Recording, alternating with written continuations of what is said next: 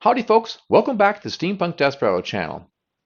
Question of the week is, why were female action heroes so super popular in the 1970s to the 1990s, but are now met with groans and derision? Has something changed in fandom, particularly male fandom? Have we become toxic? Or have the characters themselves changed? I'd like to argue the latter point, that there's an ineffable something, as the French say, je ne sais quoi, about the modern female leading character. First, however, I want to assert that the current situation is not the natural order of things. Female action heroes were once popular with men, or at least the nerdier among us. Consider the series Big Bang Theory. There was one episode in which the actress Summer Glau does a guest spot, and she played River Tam, the disturbed but formidable young woman on the TV show Firefly. Anyway, the male characters are practically drooling over her, which kind of indicates that, yeah, we find this kind of character pretty cool. Also, consider the live action movie Kick-Ass, which was based on a comic book, I guess. But there's a character called Hit Girl. She's like a preteen assassin. And one of the male characters, one of the younger male characters, that is, comments, gee, I can hardly wait till she turns 18. Now, that may sound a little creepy, but it means like he really finds her admirable. He really likes her, which I think was the general consensus among male audience members in the past. These days, however, female action heroes are common, but many, if not most, are like Rey Palpatine, played by Daisy Ridley in The Force Awakens, and the modern female Captain Marvel, played by Brie Larson. Their roles are similar to the earlier female action heroes, but not much of the audience really cares for them, at least the male part. What is going on? I pondered it for a while and came up with a list of 7 factors that differentiate what I call the warrior woman from what modern commentators, such as Critical Drinker, Nerdrotic, and myself, call the girl boss. Elements of Woke Storytelling, Part 2. Warrior Woman versus Girl Boss. The 7 critical differences. Without further ado, let's get into it. Number 1. Desirability. The warrior woman need not be a supermodel, but she should at least be moderately attractive. More important, she is desirable to men, even if she'd be very intimidating to approach. Consider the fantasy swordswoman Red Sonja, who appeared in Marvel Comics starting in the 1970s. Despite wearing a ridiculous chainmail bikini, she can defeat men in battle. She is a fierce fighter, and she's no easy mark. She has also vowed to save her virtue for the man who can defeat her in battle, which is not happening anytime soon. Desirable but appropriately chaste, Red Sonja is thus an ideal characterization of the warrior woman.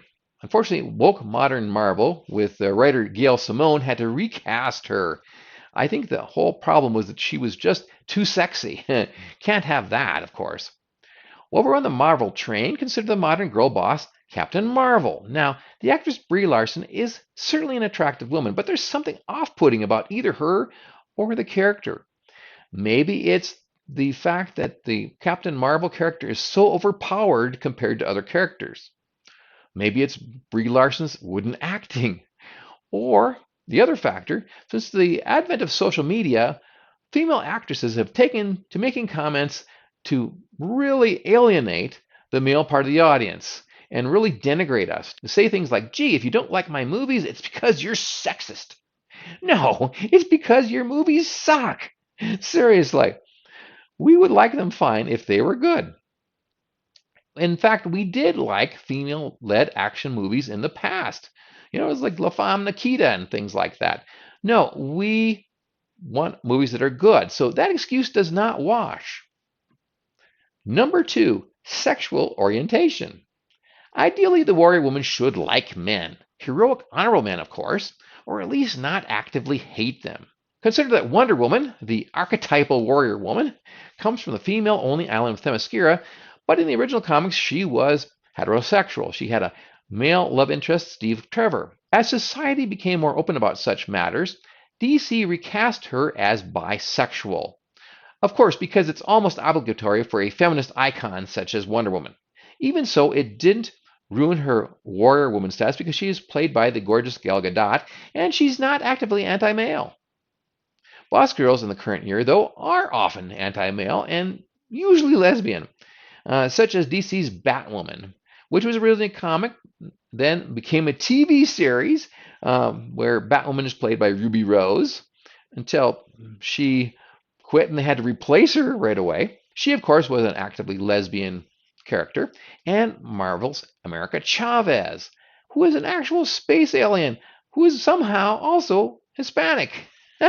Not sure how that works. Batwoman is particularly egregious because she is arrogant. She effectively replaces Batman, and she has a lot of derisive anti-male comments. It is interesting to note that in Rotten Tomatoes, the TV show, which ran from 2019 to 2022, got a critic rating of 83%, but a fan rating of 22%. This is a trend we've seen a lot lately with critics having a strong ideological bias. One possible exception to the rule that the warrior woman should not be lesbian is Xena the Warrior Princess, starring Lucy Lawless, 1995 to 2001. The show constantly hints but never really confirms the idea that she and her cute sidekick Gabrielle are having a thing. Maybe the difference here is that in this case, in the case of Xena, it was a point of humor. They never took the issue of Xena's sexuality too seriously, which makes sense because the show itself was pretty campy, not to be taken that seriously. Side note, the unpopularity of the girl boss isn't always the fault of the character. Often it's the writing that's the problem. Because of identity politics, both Hollywood and the big publishers have gotten the idea that people, including writers, are interchangeable. And it's only discrimination, not a lack of skill or practice or determination or whatever, that's holding back women and people of color. Thus, we see unqualified writers being promoted to prominent positions where they promptly write garbage. And of course, we don't like it. And of course, the excuse here is that we are sexist and racist, and that's why we don't like it. Number 3, motherly empathy. The warrior woman can be formidable, but she also has a nurturing nature. An excellent example of this, and one of my favorites, is Ellen Ripley, played by Sigourney Weaver in the Alien series. Now, one of my favorite scenes is her battle with the alien xenomorph queen at the end of the second movie, which is confusingly called Aliens, plural.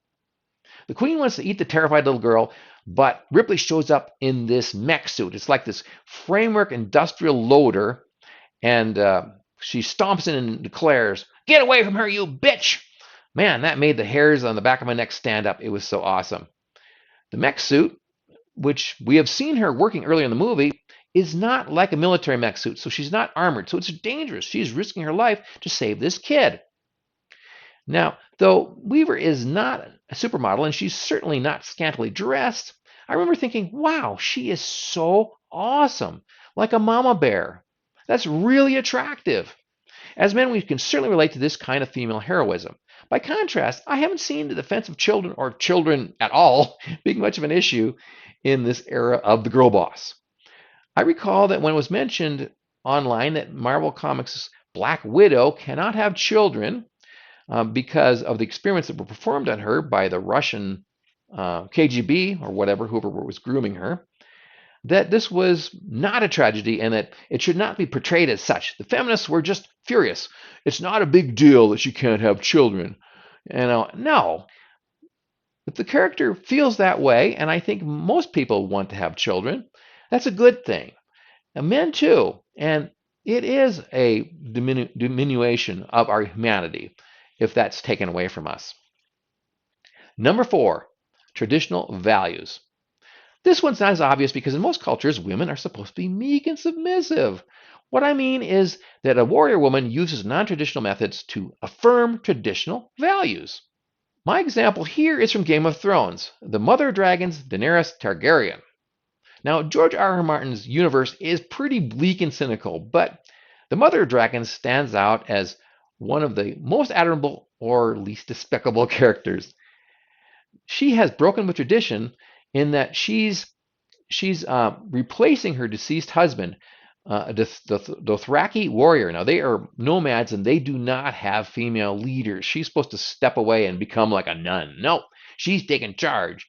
And she also goes on a crusade to liberate all the slaves in this continent of Essos. She's going from one city to another, setting them free. And yeah, it's radical in the context of the show, but for us Americans, it is a very traditional thing to promote freedom and equality.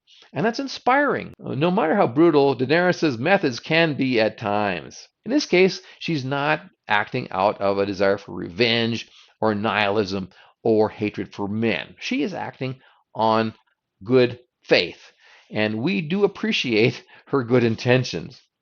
The girl boss, by contrast, will oppose tradition primarily to be subversive. In a lot of cases, she has no real moral compass, and which is not the same as being human and having faults and shortcomings. One example is Riri Williams as Ironheart, which is woke Marvel's replacement for Iron Man, because she's a woman and she's black, and therefore, right, diversity to uber alles. And she is brilliant, but she's dishonest. And she's a student at MIT, and she steals materials from the school to create her supersuit, which is kind of stealing ideas from Tony Stark. And she flees when they come after her, understandably. And of course, Tony Stark is so impressed with her, but she does what he did with his huge billionaire resources with very little because she's a woman and hear her roar. Another example is Disney's show The Acolyte, in which the twins May and Osha are not all that likable, and the morality of the show is naive and simplistic.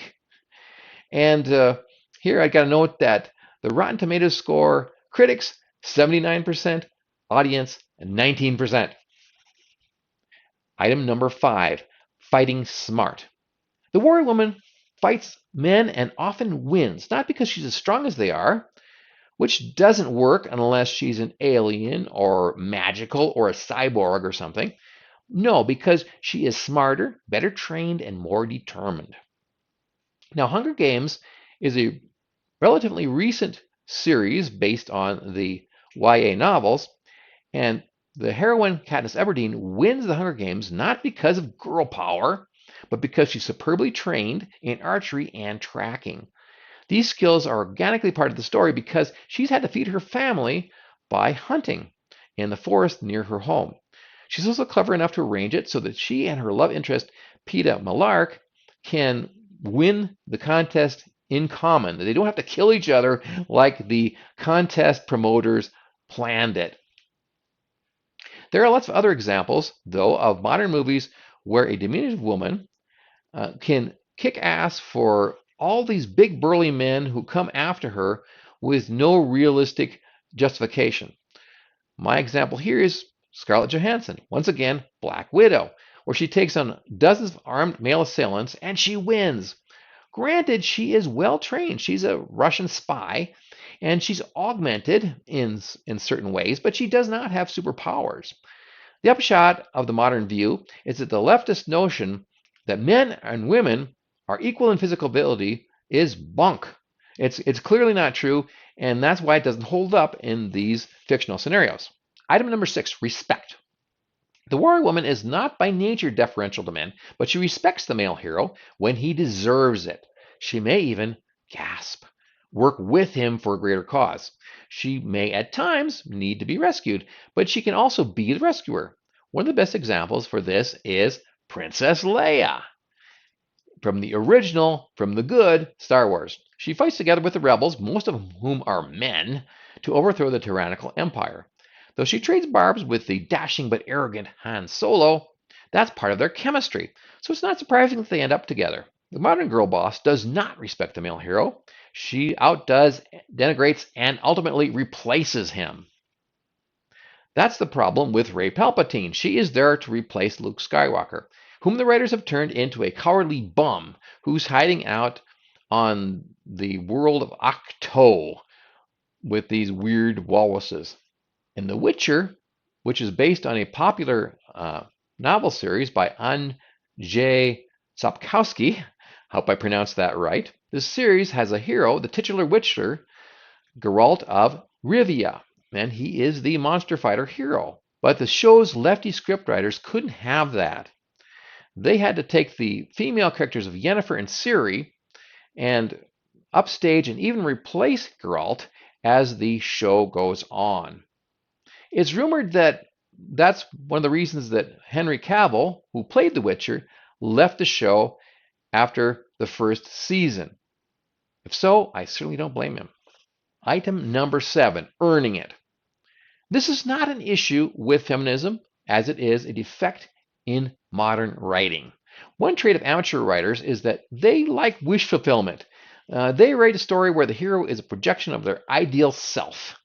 Thus, we get annoyingly flawless characters that we call Mary Sue, after a particularly notorious piece of Star Trek fan fiction. Feminists sometimes suggest that we dislike this because men can't stand a competent, assertive woman. But no, it's just bad writing. The ultimate Mary Sue is, again, Rey Palpatine, who could use advanced force techniques almost immediately while Luke Skywalker had to train for months. She is naturally competent because, as Kathleen Kennedy puts it, the force is female.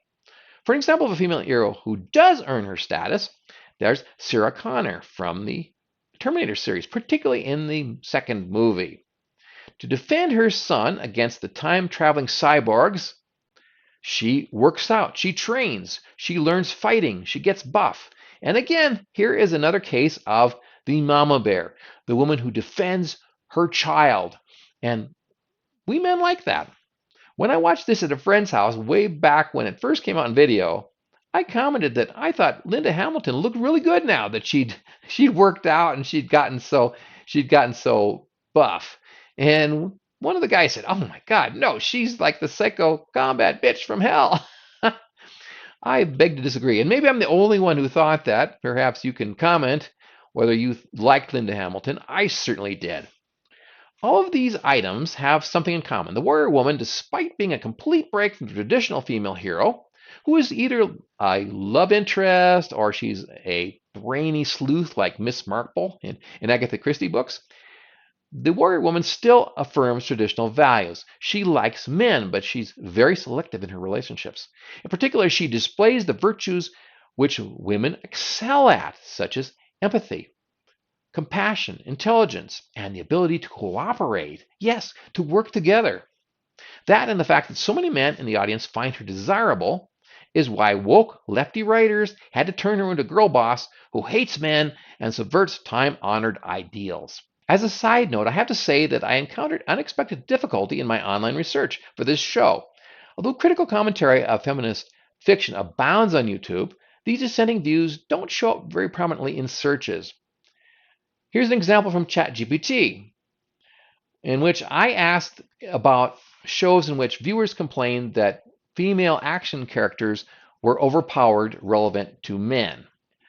ChatGPT said, quote, "Many online complaints frame female fight feats as unrealistic for a woman, even if male heroes do exactly the same feats without comment." Unquote. Well, duh, that's the point. The point is that men are biologically stronger than women. It's just the way it is. It would be a fantastic feat if the man had a baby. So, same deal. Thus, ChatGPT inadvertently makes my point. Wikipedia, of course, once again, is particularly biased, reporting praise from professional critics for woke shows like Batwoman and the Acolyte, without also reporting fan controversy or denigrating it, and not even mentioning the abysmal fan scores on Rotten Tomatoes. If they do, the excuse is this is a review bombing campaign, that it's right-wing fascists who are intentionally making this show look bad because it's woke. It's absurd. It's absolutely nonsense. We are being gaslit, guys. It's because these shows suck. There you have it. The 7 factors that separate kick-ass warrior woman that audience love from the boring, predictable girl boss who still appears all too common in the current year. Please like and subscribe. Please leave comments below. I love to hear your comments. Please click the bell for notifications. Also, check out my works on Amazon. I have several books that you can buy if you'd like. Also, I'm still working on the military fiction series about drone pilots, and I will let you know as things proceed. For now, this is Steampunk Desperado saying, adios amigos from the Steampunk Desperado channel. We'll see y'all next time.